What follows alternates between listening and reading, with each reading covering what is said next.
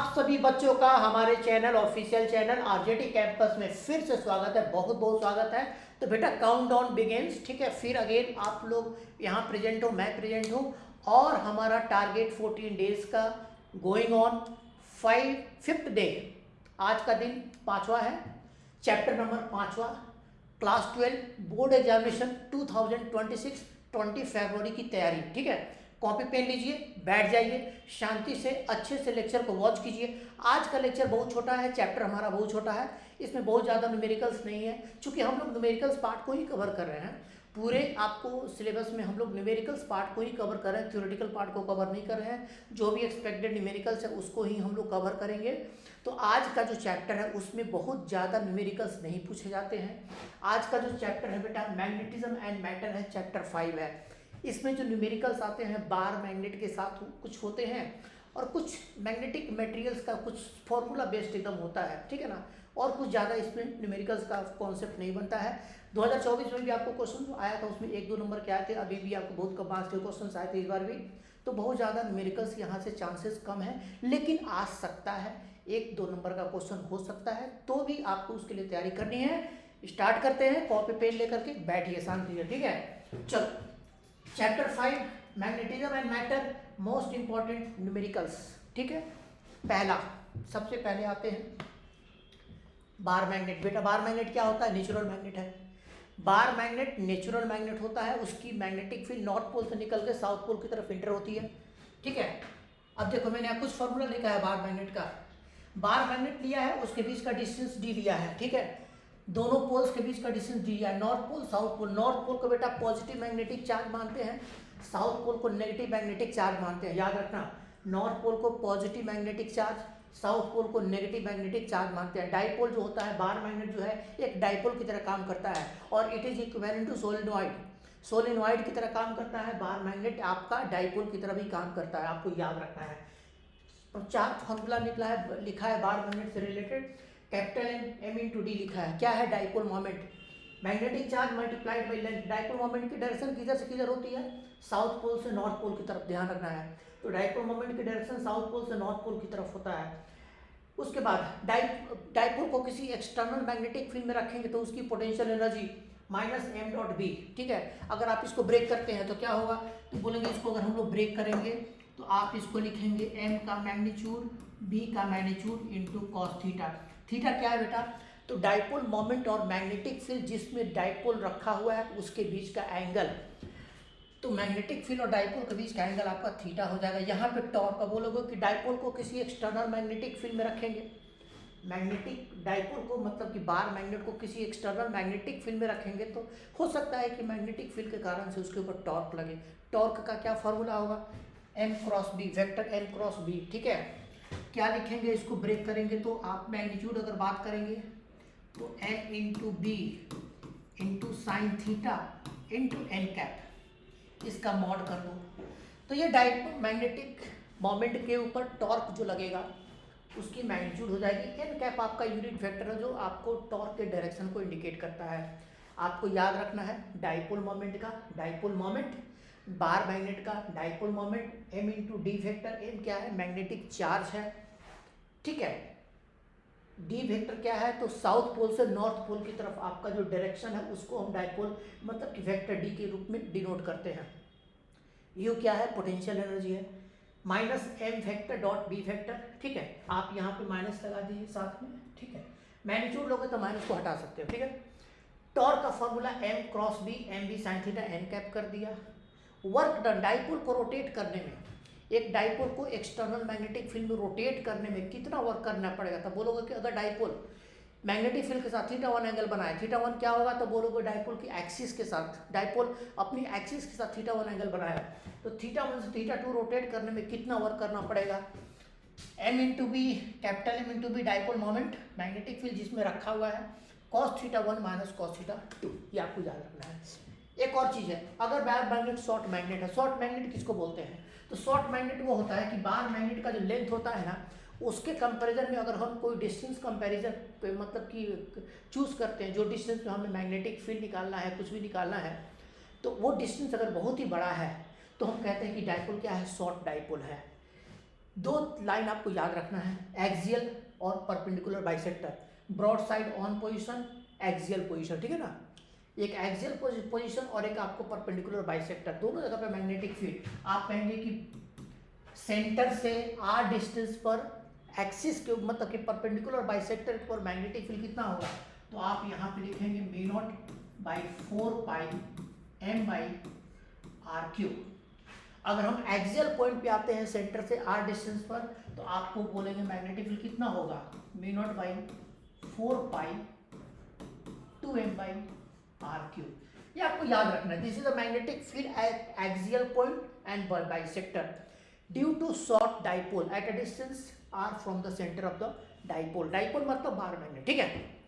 चलो अब इसके ऊपर क्वेश्चंस लगाते हैं। ये सारा फॉर्मूला हो गया, 4 और एक ये 5 एक 6 फॉर्मूला हो गया हमारा बार मैग्नेट से रिलेटेड, ठीक है। अब आपको यहाँ पे क्वेश्चंस लगाते हैं, ठीक है। आ जाइए, सबसे पहला क्वेश्चन है। सबसे पहला क्वेश्चन क्या है, एजर्सन्स रीजन का हमने दिया है। एजर्सन्स क्या दिया है, poles of bar magnet can not be separated. Correct है, बोलेंगे बिल्कुल करेक्ट है। बेटा आप मैग्नेट को तोड़ दीजिए, हथौड़े से लेकर के तोड़ दीजिए, 2 पार्ट में, 3 पार्ट में, 4 पार्ट में, या उसको डस्ट बना दो, किसी भी तरह का डस्ट भी बना दोगे तो भी आपको हर डस्ट पार्टिकल के पास positive magnetic charge, negative magnetic charge होगा। तो कभी भी हम कहेंगे कि poles of bar magnet can not be separated, अलग अलग हम सेपरेट नहीं कर सकते, हमेशा साथ रहेगा, ठीक है। तो बोलेंगे ये करेक्ट है। रीजन क्या है, मैग्नेटिक मोनोपोल्स, मोनोपोल्स किसको बोलते हैं, magnetic positive and negative charge को कंबाइंड मोनोपोल्स बोलते हैं, ठीक है। तो magnetic monopoles separately do not exist, बिल्कुल सही है। मैग्नेटिक मोनोपोल्स अलग हो ही नहीं सकता, डस्ट पार्टिकल बना दो, तोड़ दो, किसी भी तरह से कर दो, तो आप कहेंगे कि मैग्नेट के पास मैग्नेटिक पोल्स होते हैं। कभी भी magnetic poles, magnetic north pole south pole अलग अलग नहीं हो सकता। तो बोलेंगे कि ये भी सही है, तो आंसर कहेंगे कि रीजन भी सही है। तो ऑप्शन आपका यहाँ पे क्या होना चाहिए, तो ऑप्शन आपका यहाँ पे क्या होना चाहिए, फर्स्ट ऑप्शन करेक्ट होना चाहिए, ठीक है। एजर्शंस भी ट्रू है, रीजन भी ट्रू है, and it is also the correct explanation for the true assertion, ठीक है। चलो आते हैं आगे, ठीक है। अब यहाँ पे एक क्वेश्चन देखिए, एक बार मैग्नेट, एक डाइपोल जिसको एक्सटर्नल मैग्नेटिक फील्ड में रखा है। देखो डाइपोल मोमेंट का डायरेक्शन और मैग्नेटिक फील्ड का डायरेक्शन सेम है। बेटा हमेशा ध्यान रखना कि डाइपोल मोमेंट मतलब कि m × d, dipole moment south से नॉर्थ की तरफ होता है, तो डाइपोल मोमेंट का डायरेक्शन और मैग्नेटिक फील्ड का डायरेक्शन दोनों आपस में पैरेलल है, ठीक है ना। करें कि what will B torque and force on the dipole. बेटा बात कीजिए फोर्स एंड टॉर्क के ऊपर आते हैं, ठीक है। अब देखिए ये बेटा है मैग्नेटिक फील्ड, ध्यान से जरा देखिए इसको, ठीक है। आप कहेंगे ये होगा पॉजिटिव मैग्नेटिक चार्ज, ये होगा negative magnetic charge. Magnetic field जो फोर्स एक्सर्ट करेगा, ठीक है, मैग्नेटिक फील्ड जो फोर्स एक्सर्ट करेगा नॉर्थ पोल के ऊपर किधर करेगा, राइट तरफ करेगा, फोर्स ऑन प्लस एम इधर अप्लाई करेगा। साउथ पोल की तरफ किधर करेगा, इधर की तरफ फोर्स अप्लाई करेगा, तो for force on negative magnetic charge. तो मैग्नेटिक फील्ड के कारण से बेटा, ठीक है, कहेंगे कि मैग्नेटिक फील्ड के कारण से, ठीक है, मैग्नेटिक एक्सटर्नल मैग्नेटिक फील्ड के कारण से positive charge, positive magnetic charge पर मतलब कि नॉर्थ पोल पर फोर्स राइट तरफ लगेगा, मैग्नेटिक फील्ड के डायरेक्शन में लगेगा, ठीक है। नेगेटिव मैग्नेटिक चार्ज पर साउथ पोल पर मैग्नेटिक फील्ड के कारण से जो फोर्स लगेगा उल्टा लगेगा, मैग्नेटिक फील्ड के अपोजिट लगेगा। आप कहेंगे कि दोनों कैंसल आउट हो जाएगा, ठीक है। तो आप यहाँ पे कहेंगे कि एफ नेट क्या होना चाहिए, 0 हो जाना चाहिए, बैलेंस हो जाएगा। बेटा एक चीज ध्यान रखना, ओरिएंटेशन कुछ भी हो, डाइपोल को कैसे भी रखो, सीधे ऐसे रखो, टेढ़ा करके रखो। अगर हम यहाँ पे कहेंगे कि ये डाइपोल ऐसे नहीं हो करके, अगर मान लो मैं कहता कि अगर ये डाइपोल ऐसे नहीं हो करके कुछ इस तरह से हम कर दिए रहते, ठीक है, ऐसे कर दिए रहते, ठीक है बेटा। तो देखो यहाँ पे क्या खेल है, अगर मान लो डाइपोल मैग्नेटिक फील्ड के साथ कुछ एंगल बना रहा है, ठीक है, यहाँ पर मैं कुछ एक्स्ट्रा भी यहाँ दिखा देता हूँ, मैग्नेटिक फील्ड के साथ कुछ एंगल बना रहा है, तो भी कहेंगे कि मैग्नेटिक पॉजिटिव चार्ज पर फोर्स जो लगेगा इधर लगेगा राइट वाला, और इधर की तरफ ये लेफ्ट लगेगा, ठीक है ना, -m पर और ये +m पर। यहाँ भी फोर्स क्या होगा, बैलेंस हो जाएगा। तो ओरिएंटेशन सीधा हो, उल्टा हो, 90 डिग्री पर हो, किसी भी ओरिएंटेशन के लिए आप याद रखना, for any orientation of the dipole in uniform magnetic field net force हमेशा जीरो होगा। इस केस में तो जीरो हो ही रहा है इस क्वेश्चन में, इस केस में भी जीरो होगा, किसी भी केस में जीरो होगा, क्योंकि हमेशा फोर्स डाइपोल को कैसे भी रखोगे, पैरेलल रखो, एंटी पैरेलल रखो, 90 डिग्री पे रखो, नेट फोर्स हमेशा कैंसल आउट कर देगा, ठीक है ना। हर सारे दोनों फोर्सेस, पॉजिटिव चार्ज पर नेगेटिव चार्ज पर फोर्सेस हमेशा कैंसल आउट कर देगा, ठीक है, ये आपको ध्यान रखना, ठीक है। अब बात आती है टॉर्क की, ठीक है, अब बात आती है टॉर्क की। तो बेटा टॉर्क का क्या फॉर्मूला है, बोलेंगे नेट फोर्स तो जीरो होगा, तो टॉर्क का फॉर्मूला मैग्नीट्यूड लेते हैं, N B sine theta. Theta क्या है, डाइपोल मोमेंट और मैग्नेटिक फील्ड के बीच का एंगल। यहाँ पे कहेंगे कि theta is equal to angle between M and B, that is how much, 0 degree. तो बोलेंगे इसका मतलब ये है कि अगर डाइपोल मोमेंट यहाँ पे एक्स मतलब कि मैग्नेटिक फील्ड के साथ 0 डिग्री एंगल फॉर्म कर रहा है, तो ये टॉर्क कितना होगा, बोलेंगे टॉर्क आपका 0 हो जाएगा, ठीक है। तो यहाँ पे टॉर्क भी 0 हो जाएगा और नेट फोर्स भी क्या हो जाएगा, 0 हो जाएगा। तो कहेंगे कि टॉर्क भी आपका 0 हो गया और नेट फोर्स भी क्या, टॉर्क क्यों 0 हुआ, तो बोलेंगे एम बी साइन थीटा। अभी कितना टॉर्क लग रहा है, 0 टॉर्क लग रहा है, क्यों, क्योंकि डाइपोल मोमेंट का लाइन और मैग्नेटिक फील्ड का लाइन सेम है, तो टॉर्क यहाँ पे भी 0 होगा, नेट फोर्स भी क्या हो जाएगा, 0 हो जाएगा, ठीक है। चलो आगे चलते हैं बेटा नेक्स्ट क्वेश्चन के ऊपर। अब बात आती है what will be the work done to rotate dipole from initial position to final position. आपको इनिशियल पोजीशन डाइपोल मोमेंट का दिया हुआ है, एक्सटर्नल मैग्नेटिक फील्ड में डाइपोल मोमेंट पहले पैरेलल है, उसके बाद 90 डिग्री पे कर देते हैं, फाइनल पोजीशन कर देते हैं, ये इनिशियल और ये फाइनल। हुआ क्या, तो बोलेंगे कितना रोटेट किया डाइपोल, मैग्नेटिक फील्ड में कितना रोटेट किया, तो बोलेंगे शुरुआत में एंगल कितना था, तो बता देखो यहाँ पर इस जगह पर, इस जगह पर बोलेंगे इस जगह पर एंगल कितना था, θ1 कितना था, 0 डिग्री। डाइपोल की एक्सिस मैग्नेटिक फील्ड के साथ 0 डिग्री एंगल फॉर्म कर रहा है। इस जगह पर θ2 कितना हो गया, बोलेंगे 90 डिग्री। डाइपोल की एक्सिस मैग्नेटिक फील्ड से 90 डिग्री एंगल फॉर्म कर रहा है, ठीक है, ये आपका 90 डिग्री एंगल हो जाएगा, ठीक है, इतना हो जाएगा। अब कहेंगे कि वर्क डन क्या होगा रोटेट करने के लिए, तो बोलेंगे फॉर्मूला कहता है कि डाइपोल को रोटेट करने के लिए जो वर्क है M B cos θ1 minus cos θ2, ठीक है बेटा, सॉरी इसे लिखते हैं, ठीक है ना। Work done to rotate dipole M B cos θ1 minus cos θ2, आप कितना लिखेंगे, एम डाइपोल मोमेंट हो जाएगा, बी आपका एक्सटर्नल मैग्नेटिक फील्ड, cos θ1 0 तो 1 हो जाएगा, cos 0 की वैल्यू 1 होती है, ठीक है, cos 0 की वैल्यू 1 होती है, ठीक है, रिकॉर्डिंग चल रही है, हाँ ठीक है चल रहा है, कोई दिक्कत नहीं है, cos 0 की वैल्यू 1 होती है, माइनस 90 डिग्री का 0 हो जाएगा, तो ये कितना हो जाएगा, m इंटू बी के बराबर। तो कहेंगे इतना वर्क हमें करना पड़ेगा डाइपोल को अपने एक्सिस से रोटेट करने में 90 डिग्री एक्सटर्नल मैग्नेटिक फील्ड में, ठीक है, that is the work done by the external agent, ठीक है। चलो अब आते हैं नेक्स्ट, एक अच्छा क्वेश्चन, बहुत ही अच्छा क्वेश्चन है, very nice question, very nice question. दो डाइपोल है, इसमें दो कॉन्सेप्ट है, इसमें दो कॉन्सेप्ट है, बना लोगे आईटी हो जाएगा।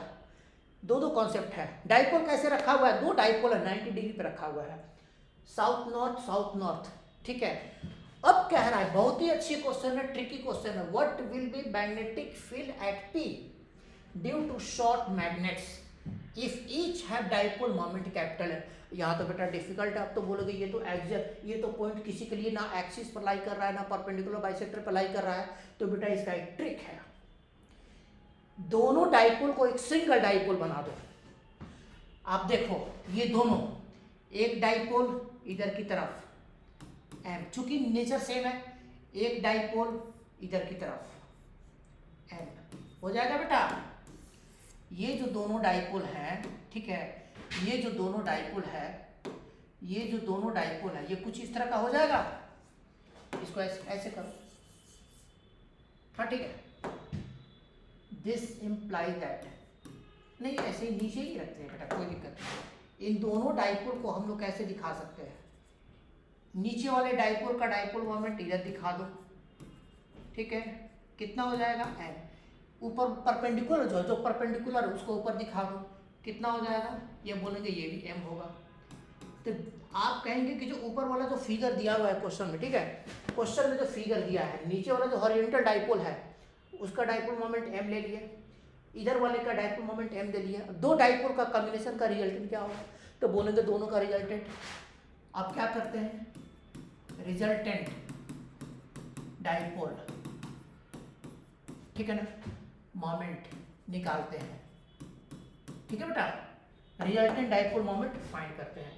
कैसे निकालते हैं देखिए यहाँ पे, ठीक है, पहले इसको पार्टीशन कर दें, अलग अलग कर दें थोड़ा, ताकि हमें जगह मिल जाए बनाने के लिए, ठीक है। चलो इतना कर दिया। अब देखो रिजल्टेंट डाइपोल मोमेंट इन दोनों का, बेटा m और m दोनों के बीच में 90 डिग्री है, डाइपोल मोमेंट वेक्टर क्वांटिटी है, एक m और दूसरा m दोनों के बीच में, देखो ऐसे ऐसे, देखो ऐसे, एक m इधर एक m उधर, दोनोदोनों के बीच का एंगल 90 डिग्री, तो वेक्टर फॉर्मूला से m square plus n square under root, आप कहेंगे कि m नेट, ठीक है, m नेट कितना मान लिया, m नेट मान लेते हैं कुछ भी m square plus m square, चूंकि थीटा 90 डिग्री है तो m square plus m square under root हो जाएगा। वेक्टर का concept a square plus b square plus twice ab cos theta under root, तो थीटा तो 0 है, सॉरी 90 है, तो थीटा 90 पूरा टर्म, ये वाला फॉर्मूला बेटा रिजल्टेंट ऑफ टू वेक्टर्स याद कीजिए, दो वेक्टर का resultant a square plus b square, मैं लिख देता हूँ ताकि कुछ बच्चों को कंफ्यूज हो सकता है, बेटा L12 में आने के बाद 11 सब भूल जाते हैं, ठीक है ना, इसीलिए मैं लिख रहा हूँ a square plus b square plus twice ab cos theta under root, ये क्वांटिटी सारा जीरो हो जाएगा, ये जीरो हो जाएगा क्योंकि थीटा 90 है, बच जाएगा a square plus b square, दो वेक्टर, दोनों वेक्टर यहाँ पे क्या है, तो बोलोगे ये है आपका m स्क्वायर, तो ये m स्क्वायर बोलोगे 2m स्क्वायर अंडर रूट हो जाएगा, ठीक है। अब ये कितना हो जाएगा, √2m हो जाएगा, ठीक है बेटा, ये आपको हो जाएगा √2m। अब जरा खेल देखो, ये डाइपोल कैसा काम करेगा, बीचों बीच, तो √2m किधर की तरफ, बीचों बीच, ठीक है, इधर की तरफ काम करेगा √2m। अब आप इन दोनों को रिप्लेस कर दो, अब आप इन दोनों को रिप्लेस कर दो और यहाँ पे आ जाओ, ठीक है, यहाँ पे आ जाओ, इन दोनों को हटाओ, इसको हटाओ, इसको हटाओ, ठीक है, इसको हटाओ। अब आपको क्या करना है बेटा, इन दोनों को रिप्लेस करना है, ठीक है, और देखिए खेल, ये हो गया, ये हो गया,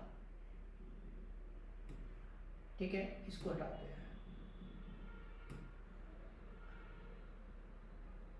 ठीक है,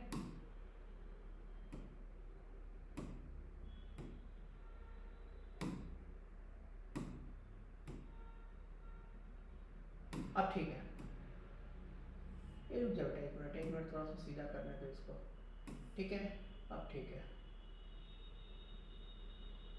ठीक है, अब ठीक है।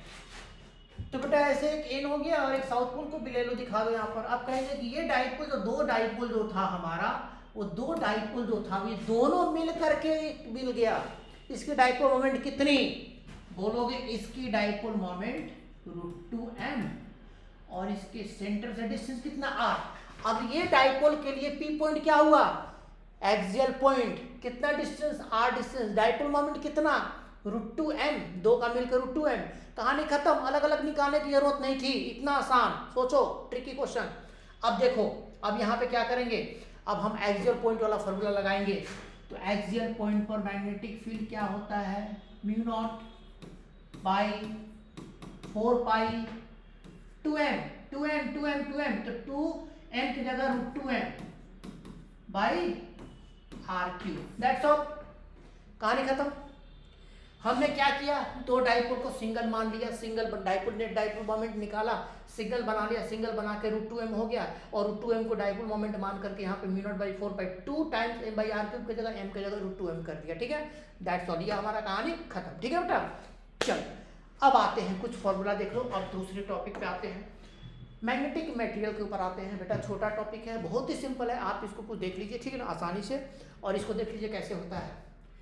5-6 फॉर्मूला हमने लिखा है, H बराबर B0 बाई μ0, H क्या है, magnetic intensity. Magnetic intensity actually किसी भी मैग्नेटिक फील्ड का एबिलिटी होता है, किसी भी मैग्नेटिक फील्ड की कैपेबिलिटी बोलो, एबिलिटी बोलो, जिस कारण से वो मैग्नेटिक फील्ड किसी मटेरियल को, कोई एक मटेरियल को किसी मैग्नेटिक फील्ड में डालते हैं तो उसको कितना मैग्नेटाइज करेगा, उसके ऊपर अपनी इफेक्ट कितना प्रोड्यूस करेगा, अपना इफेक्ट कितना प्रोड्यूस कर पाएगा। एक मटेरियल को किसी मैग्नेटिक फील्ड में डालते हैं तो उस मैग्नेटिक फील्ड की जो मैग्नेटाइजेशन होता है, बोलते हैं मैग्नेटिक इंटेंसिटी को H से डिनोट करते हैं। That is the capability, ability of magnetic field so that it can create effect, produce effect on external, आप बोल सकते हैं मटेरियल के ऊपर। कोई भी एक बाहरी मटेरियल है, बाहरी बॉडी है, उसको किसी मैग्नेटिक फील्ड में रखते हो तो उसको जब रखोगे तो मैग्नेटिक फील्ड की कितनी एबिलिटी है, कितनी कैपेबिलिटी है ताकि वो अपना इफेक्ट उस मटेरियल के ऊपर क्या करे, प्रोड्यूस कर सके, दिखा सके, उसको हम बोलते हैं magnetic intensity. B naught by mu naught के बराबर होता है। बी क्या है, मैग्नेटिक फील्ड हो गया आपका, म्यू नॉट क्या है, परमिएबिलिटी ऑफ फ्री स्पेस। ठीक है, ये आपको ध्यान रखना है। दूसरा एक फार्मूला होता है इंटेंसिटी ऑफ मैग्नेटाइजेशन का। किसी भी मटेरियल, किसी भी मैग्नेटिक फील्ड में, किसी भी मटेरियल में, किसी भी मटेरियल बोल सकते हो, उसकी एक अपनी डाइपोल मोमेंट होती है। यूनिट वॉल्यूम में मटेरियल का, फील्ड का जो नेट डाइपोल मोमेंट होता है, net dipole moment per unit volume, उस क्वांटिटी को कैलकुलेशन करते हैं तो बोलते हैं इंटेंसिटी ऑफ मैग्नेटाइजेशन होता है। ठीक है, आपको याद रखना है वैक्यूम के लिए, वैक्यूम ये कितना होता है, 0 होता है, क्योंकि वैक्यूम में तो डाइपोल मोमेंट होगा नहीं, मटेरियल है ही नहीं, तो वैक्यूम का नेट डाइपोल मोमेंट 0, तो आप कहेंगे कि इंटेंसिटी ऑफ मैग्नेटाइजेशन भी 0। आपको याद रखना है म्यू बराबर बी बाई एच का। म्यू क्या है, परमिएबिलिटी। परमिएबिलिटी कैसे डिफाइन करते हैं, बी बाई एच के बराबर होता है। बी क्या है, मैग्नेटिक फील्ड, और एच क्या है, मैग्नेटिक इंटेंसिटी। ठीक है, चलो इसको भी आपको याद रखना है। सब्टेबिलिटी, साई एम सब्टेबिलिटी कहते हैं। मैग्नेटिक सब्टेबिलिटी होता क्या है, वो डिसाइड करता है कि मैग्नेटिक मटेरियल की क्वालिटी कैसी है। तो एक्चुअली सब्टेबिलिटी जो है ना, चौथा नंबर, ये सब्टेबिलिटी, मैग्नेटिक सब्टेबिलिटी हमने लिखा है। तो मैग्नेटिक सब्टेबिलिटी जो होता है वो किसी भी मैग्नेटिक मटेरियल की ताकत, पावर को बताता है कि उसकी कितनी ताकत है, कितनी पावर है, उसकी कैरेक्टर को इंडिकेट करता है। ठीक है, ये आपको ध्यान रखना है। बी का formula mu not into H plus I, ये भी एक फॉर्मूला होता है मैग्नेटिक फील्ड। ठीक है ना, ये आपका क्या हो जाएगा, एच आपका हो जाएगा मैग्नेटिक इंटेंसिटी, और आई क्या हो जाएगा, इंटेंसिटी ऑफ मैग्नेटाइजेशन। इन सब का रिलेशन है कि आप ये याद रखेंगे, और साथ में इसको एक तो और तरीके से याद रखेंगे, mu into H naught into 1 plus psi M के बराबर होगा। ठीक है ना, सॉरी यहाँ पे एच, इसको हटा दे बेटा, ये बाय मिस्टेक आ गया, इसको हटा दो, इसको हटा दो। ठीक है, ये by mistake, mu into H 1 plus I am के बराबर होगा। ठीक है ना, तो आपको ये भी फॉर्मूला याद रखना, ये भी फॉर्मूला याद, डायरेक्ट फॉर्मूला याद रखना आप। ठीक है, relative permeability 1 plus I am के बराबर होता है।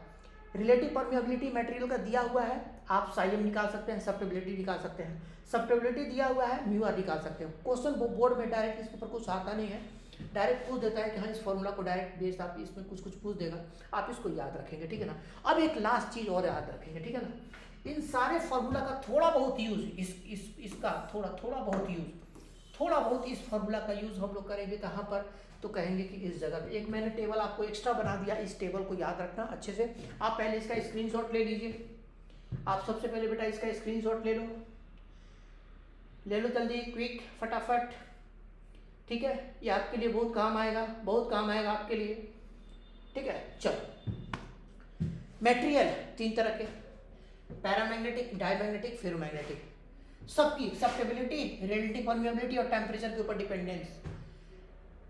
पैरामैग्नेटिक मटेरियल का सब्टेबिलिटी बहुत ही छोटा, वेरी स्मॉल एंड पॉजिटिव होता है, याद रखोगे।